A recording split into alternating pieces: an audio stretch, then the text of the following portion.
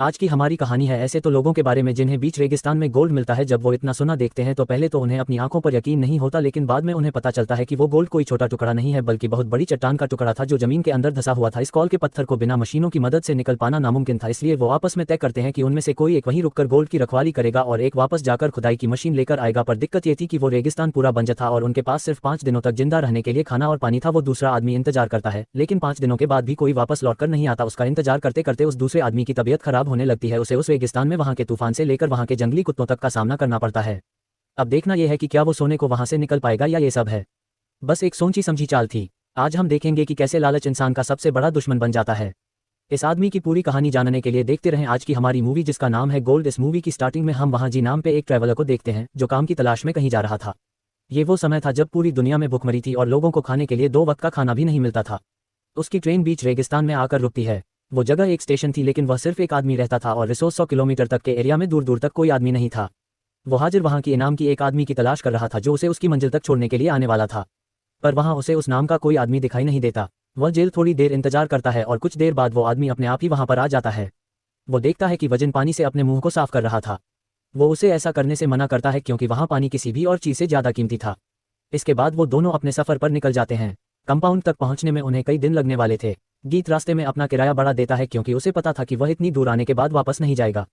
हम देखते हैं कि वो सुनसान रेगिस्तान से होते हुए अपनी मंजिल की ओर जा रहे थे। जाते वक्त रास्ते में उनकी कार पंचर हो जाती है और वही अकेले उस कार के टायर को बदलने लगता है। वो देखते हैं कि एक जंगली कुत्ता किसी दूसरे कुत्ते को नोच नोच कर खा रहा था कि तू उसे तड़पता हुआ देख नहीं पाता और एक पत्थर से उसके सिर पर मारकर उसे मार देता है।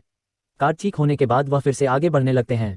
वहां झील को रेगिस्तान में बहुत गर्मी लग रही थी, इसीलिए वो इसी को ऑन करता है, बल्कि उसे तुरंत ही बंद कर देता है। वो कहता है कि इससे उसकी कार का इंजन खराब हो जाएगा। रात होने के बाद उन्हें रास्ता दिखाई नहीं दे रहा था और एक ही स्थान में वो भटक सकते थे, इसलिए सुबह होने तक वो वहीं पर रुककर आराम करने लगते हैं। तो बाजी से पूछता है कि वो कहाँ से आया है और वो कंपाउंड में क्यों जाना चाहता है। और यहाँ पर हमें पता चलता है कि वहाँ जो वेस्ट से आया था, जहाँ पर हालात बहुत बुरे हैं और उसका कोई परिवार भी नहीं था, वो कंपाउंड में इसलिए जा रहा था क्योंकि वहाँ मजदूरों की जरूरत थी और ये उसके लिए एक बड़ा मौका था खुद को जिंदा रखने का, क्योंकि उसने अपने सारे पैसे वहाँ तक पहुँचने में लगा दिए थे। कि तुमसे कहता है कि मुझे उस जगह के बारे में पता है, वहाँ तुम्हें इतना काम करना पड़ेगा, इतना काम करना पड़ेगा कि तुम शायद मरना ही बेहतर समझोगे। लेकिन वह जिनको उसकी किसी बातों पर यकीन नहीं था, उसे बस किसी भी तरह उस कंपाउंड तक पहुंचना था। अगले दिन वो दोनों बारी बारी करके कार चलाने लगते हैं, लेकिन इस बार भाजिले सिकोन कर देता है जिसकी वजह से कुछ ही मिनटों के बाद उस कार का इंजन गर्म होकर बंद पड़ जाता है। जबकि इसको कार में ठंडक महसूस होती है तो वो समझ जाता है कि उसने इसी को चालू किया था। वो उसके ऊपर बहुत गुस्सा होता है क्योंकि अब उन्हें जिनके ठंडा होने तक इंतजार करना पड़ेगा। वो दिनों से माफी मांगता है। ऊपर तभी उसकी नज़र कुछ पत्थरों पर पड़ती है, लेकिन उनमें से एक कुछ ज्यादा ही चमक रहा था। जब वो उसके पास जाता है तो उसे पता चलता है कि वो तो सुना था। वह दिन तुरंत को बुलाता है और वो ये कंफर्म करता है कि वो सोना ही है, जिसके बाद वो दोनों से बाहर निकलने के लिए खुदाई शुरू करते हैं। लेकिन जैसे जैसे वो उसे निकाल रहे थे वो गोल्ड का टुकड़ा और भी बड़ा होता जा रहा था।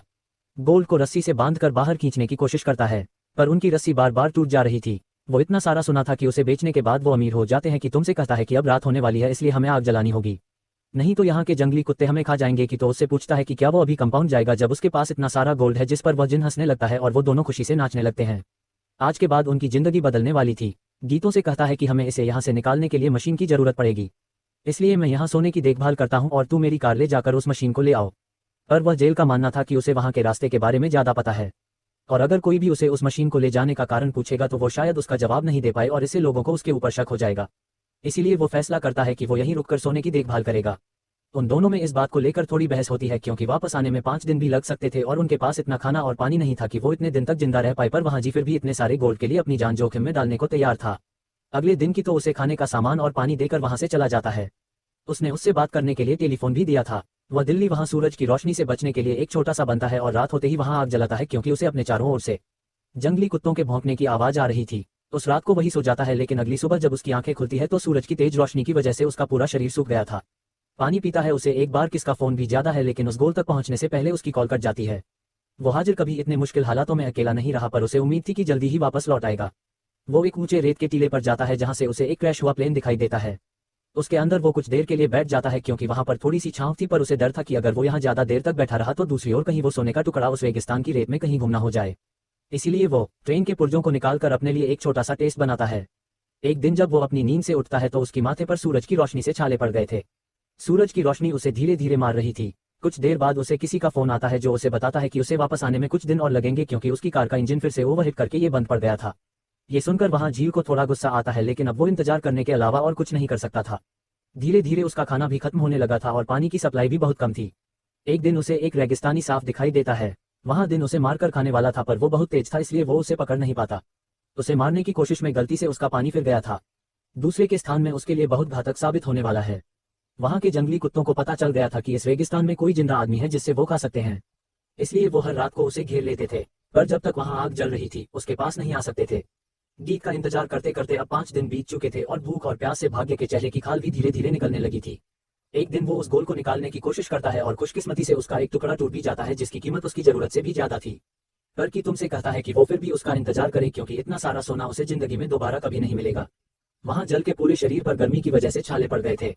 एक दिन वो किसी को अपनी ओर आते हुए देखता है। वो तुरंत ही खुद को छुपाने की कोशिश करता है, पर उसने उसे देख लिया था। वो एक लड़की थी और उसका चेहरा भी रेगिस्तान की वजह से एकदम सफेद पड़ गया था। वो वहां जी से सवाल पूछने लगती है कि वो यहाँ अकेले क्या कर रहा था, क्योंकि उसे पता था कि यहाँ तक अकेले पहुंचना आसान नहीं है। शुरू में तो उसे लगा कि शायद वह दिल को मदद की जरूरत है, इसलिए वो उसे वहां से 5 किलोमीटर आगे जाने को कहती है जहां पर पीने का पानी और रहने के लिए छत थी। लेकिन उसे जल्दी ही एहसास होता है कि वो उसे कुछ तो छुपा रहा है। वो देख लिया कि उसने रहने के लिए तो बना रखा था और उसके पास खाने के लिए कुछ भी नहीं था। वजीर भूख और प्यास से तड़प रहा था और ऊपर से वो लड़की उससे सवाल पे सवाल पूछे जा रही थी।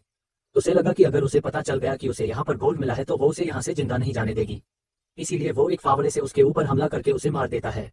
वहां जी ने उसका खाना और पानी छीन लिया था, जिसकी बदौलत वो शायद कुछ दिन और जिंदा रह पाता। वो उसकी लाश को उसी रेगिस्तान में जमीन खोदकर दफना देता है और कुछ देर बाद वो देखता है कि कुछ जंगली कुत्ते उसकी लाश को खोदकर बाहर निकल लेते हैं। वो उसकी लाश को खा रहे थे। इसके बाद वह हाजिर कुछ लकड़ियों को इकट्ठा करता है और इसके बारे में किसी को पता न चले इसलिए वो उसकी लाश को जला देता है। उसकी लाश को जलता देख रोने लगता है क्योंकि उसने गोल्ड की लालच में किसी भी कसूर की जान दी थी। अगले दिन उसे फिर से गीत का फोन आता है, बताता है कि वो रास्ते में ही है और उस मशीन की वजह से उसकी कार स्लो हो गई है। ये सुनकर वहां जल रोने लगता है, बल्कि उसे हिम्मत ना हारने के लिए करता है क्योंकि वो जल्दी उसे लेने आ रहा था। वहीं उनसे बात करते करते देखता है कि एक मिनी ट्रक उस रेगिस्तान से गुजर रहा था। वो ज्यादा तो उनसे मदद मांग सकता था, लेकिन उसने इतनी बुरी हालत में भी उस गोल के पास ही रखना ठीक समझा। उसकी हालत बहुत खराब हो चुकी थी और अगर इतना भी कम था तो एक दिन रेगिस्तानी तूफानों से अपनी ओर आता हुआ दिखाई देता है। वहां से तुरंत ही शहर की ओर जाने लगता है। वो किसी तरह उसके अंदर बहुत हो गया था, लेकिन उसके पास जो थोड़ा सा पानी बचा हुआ था वो भी उस तूफान में कहीं दूर उड़ जाता है। जब उसे होश आता है तो हम देखते हैं कि वो दस्त टूट गया था और उसका पूरा शरीर है रेगिस्तान की रेत में धंसा हुआ था। वो हाजिर जब खुद को बाहर निकालता है तो उसे पता चलता है कि उसके पेट में एक बड़ी लकड़ी की टहनी घुस गई थी। वो जब अपने चारों ओर देखता है तो उसे कहीं भी गोल्ड दिखाई नहीं देता क्योंकि वो रेत के अंदर कहीं गुम हो गया था। वहां जल घबराकर अपने आसपास की रेत में उसे ढूंढने लगता है और कुछ देर बाद उसे गोल्ड का टुकड़ा मिल गया था। वो एक लोहे के टुकड़े को गर्म करके अपने गांव के ऊपर चिपका देता है, लेकिन बहुत सारे खून का बहाव और कमजोरी उसका शरीर से नहीं बांधा और वो बेहोश हो जाता है। कुछ ही देर बाद हम वहां एक और लड़की को देखते हैं, इसलिए उसके ऊपर तीर साधा हुआ था, पर वो देखती है कि उसकी हालत बहुत बुरी है, इसलिए वो उसे पानी पिलाती है। जब वो उनको होश आता है तो उसे इल्यूशंस दिखाई देने लगे थे। उसे बार बार उसे लड़की की जली हुई लाश दिखाई दे रही है जिसे उसने मारा था। वह गिल को एक बार फिर से फोन आता है तो इतना घबराया हुआ था कि वो किसको बार बार बोल रहा था कि उसे वो लड़की दिखाई देने लगी है कि इसको नहीं पता था कि वो किसके बारे में बात कर रहा है, पर वो उसे मारने को कहता है क्योंकि उसे नहीं पता था कि वो दिनों से पहले ही मर चुका है। इस बार वह उसे झूठ बोलता है कि उसे गोल्ड कहीं दिखाई नहीं दे रहा है ताकि वो जल्दी आने की कोशिश करे। जब उसका फोन डिस्कनेक्ट होता है तो उसे वो लड़की फिर से दिखाई देती है और इस बार ये उसका कोई वाहन नहीं था। वो लड़की उससे कहती है कि तुम्हें शायद वो पानी और खाने की जरूरत है और उसके पास वो दोनों है। देने को भी तैयार थी, लेकिन फिर भी वजन उसकी मदद लेने से मना कर देता है क्योंकि उसे लगा कि वो भी उसकी गोल्ड के पीछे पड़ी है। इसके बाद वो लड़की वहां से जाने लगती है, लेकिन जाते जाते वो अपनी बहन के बारे में पूछती है जो उसे रेगिस्तान में आई थी, जिसका मतलब यह था कि जिसे वह जेल में मारा था वो उसकी बहन थी। लेकिन उसे पता नहीं था कि ये शायद उसे मिलने वाली आखिरी मदद थी, क्योंकि उसके जाने के बाद उसे कुछ जंगली कुत्ते घेर लेते हैं। वहाँ जंगली को फोन करके उसे कहता है क्योंकि वो उसकी ओर बढ़ते ही जा रहे थे। उसे पता चलता है कि कुछ मिनटों में तो उसके पास पहुंचने वाला है, लेकिन शायद इतना उसके लिए काफी नहीं था क्योंकि वो जंगली कुत्ते उसको ऊपर मिला करते थे और उसे रोज रोज कर खाने लगते हैं। देखते ही देखते वो बेचारा इस लालच के दलदल में फंसकर एक दर्दनाक मौत मारा जाता है। इतना दर्द और इंतजार, लेकिन आखिर में उसके हाथ कुछ भी नहीं लगा। पर हमारी कहानी यहीं पर खत्म नहीं होती। इनकी जो इतने दिनों से उसे फोन पर झूठी उम्मीदें रहा था, वो उसको मरने का ही इंतजार कर रहा था क्योंकि वो उसे कुछ ही दूरी पर बैठकर एक दूरबीन की मदद से उसके ऊपर कई दिनों से नजर रखे हुए था, क्योंकि वो उस पूरे गोल्ड को अकेले हाथ आना चाहता था।